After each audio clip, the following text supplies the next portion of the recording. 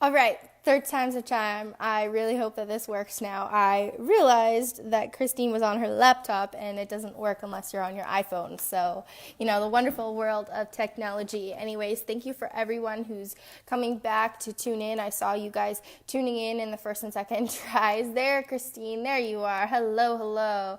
Okay, I'm going to bring Christine on camera right now. Okay, well, for those of you who don't know Christine, Christine is this wonderful woman. She does tapping, she does EFT, she has been a nurse for several years. She is an environmental activist, and she was actually running for the Green Party of Ontario not too long ago. And she is just full of wonderful things. She's a wealth of knowledge. Oh, there we go. There I am. Wow. I There was you sitting are. there on my computer going, here I am, Sarah. Here I am. And I'm glad you're right. Third time really is the charm. Yeah, I find every single interview I do, it takes me 3 times. But oh Well, well. better late than All never. right. Yes. Okay, well, welcome everyone. Hi, Heidi. I see you came back for the third time. Thank you for that. You're not going to be disappointed for what we have to talk about today. So, Christine, I already gave an introduction about you. I said Okay. you were a nurse. I said you're an environmental activist. I told them that you do EFT and tapping. I told them that you run for the Green Party. And those are just like a few things that you do, but you are just this incredible woman. So, why don't we dive right into it? So, for those who don't know what tapping is, could you please explain what it is and then kind of like the scientific backing behind it? Yes. Okay. So I was listening in your first two introductions, and I know you mentioned um, the neurofeedback that I do, which is where I attach the nodes, the sensors, and the brain waves go into the computer program, and you get the brain training through the earphone. So that's different from tapping. So I just wanted to clarify that because some people might go, well, I don't know. I've seen tapping before and nobody ever had any wires connected to their head. So that's a different thing, and we can talk about that too now or another time. But so EFT tapping, EFT stands for Emotional Freedom Technique. It's a really wonderful mind-body tool that is so accessible and easy for people to learn, and it's so effective. That's one of the reasons why I like sharing it.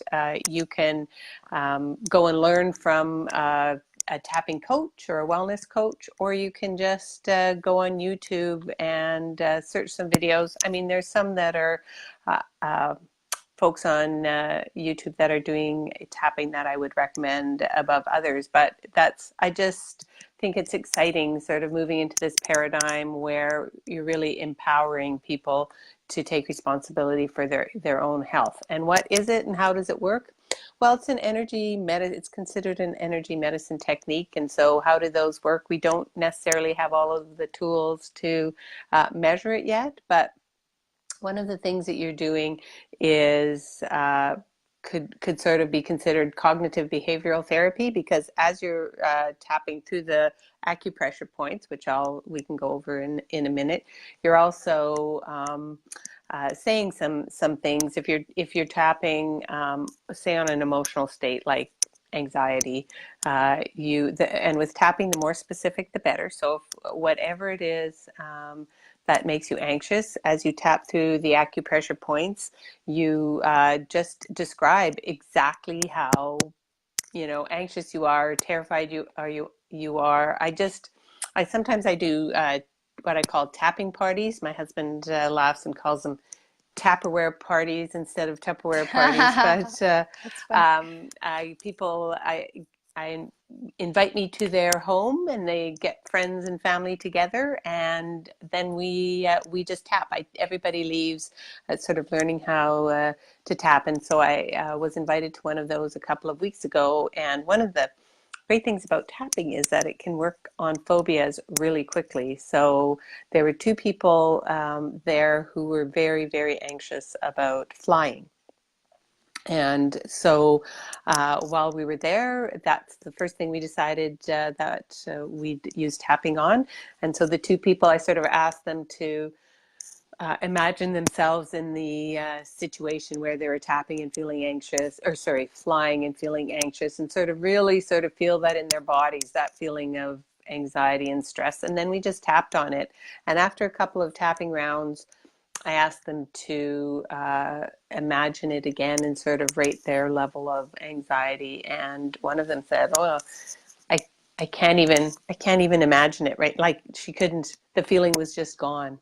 So yeah, it's fun to see people on me just shift things so quickly and so easily. Mm-hmm. So correct me if I'm wrong, but tapping really has to do with getting down into feeling the emotions that you're feeling. And is it because it addresses some sort of root cause or underlying cause that maybe you didn't realize before? Or is it just giving you a space to fully feel that emotion and understand it so that it can leave your body and so Mm-hmm. that it doesn't recur over and over for you again? Mm-hmm. I think it Yeah. works on a couple of different levels. So, because it can actually shift physical pain sometimes as well, not always. And it doesn't work every time on every emotion either.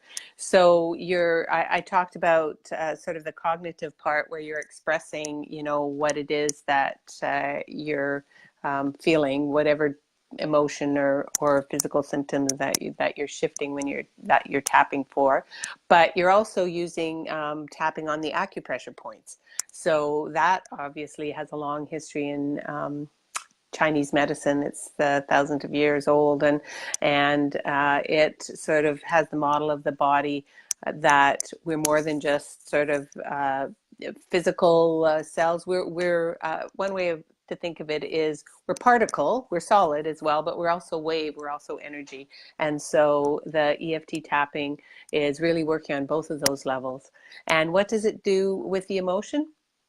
And how does it release it? That's still a bit of a mystery. I can tell you that there's a considerable amount of research being done, that including on PTSD with veterans in the U.S., and they're just finding that it just works really well. There's also it's being used in Rwanda for survivors of the genocide there, and the wonderful thing about it is they learn it and then they can share it. They can shift things for themselves and then help other people with it. So pretty Yeah. exciting.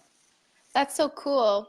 And I think people who, aren't aware of kind of alternative um, modalities of finding health and wellness, I think a lot of people think this stuff is like very woo-woo, Mm-hmm. or it's so out there. It's like people just write it off like, oh, that can't possibly work. But I mean, if you think about it, these kind of methods and techniques are far older, like thousands of years older than what we know to be our medicine or quote unquote hospitals today.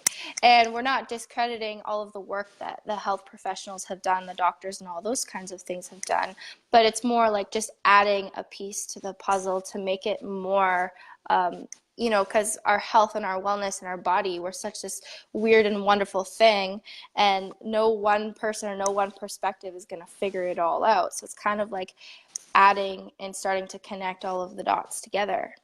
Mm-hmm. Yes, exactly. Yeah. So would you actually mind touching on the EFT? Because that is actually some scientific, like neuroscience, there's some data that's actually being calculated and shown. So for someone who is more scientifically minded and who really does want the evidence, Mm-hmm. can we talk about that? Well, so you want to talk about, if you're asking me for evidence, I would talk about the research studies that are being done that just show, again, shifting PTSD in kind of veterans feeling the worst effects of, from the Iraq War, and again, the work with the genocide survivors in Rwanda. That's also part of the research. It's being used on anxiety. There's studies with anxiety in adolescence and shifting that. So, I mean, there's pages and pages. So I don't know exactly what you want me to hone in on. I realize I should re-clarify. I would like you to talk about the machine that you hook up with the modules, where it's actually Okay. recorded data of your brain activity. Right. Okay. So that's the neurofeedback.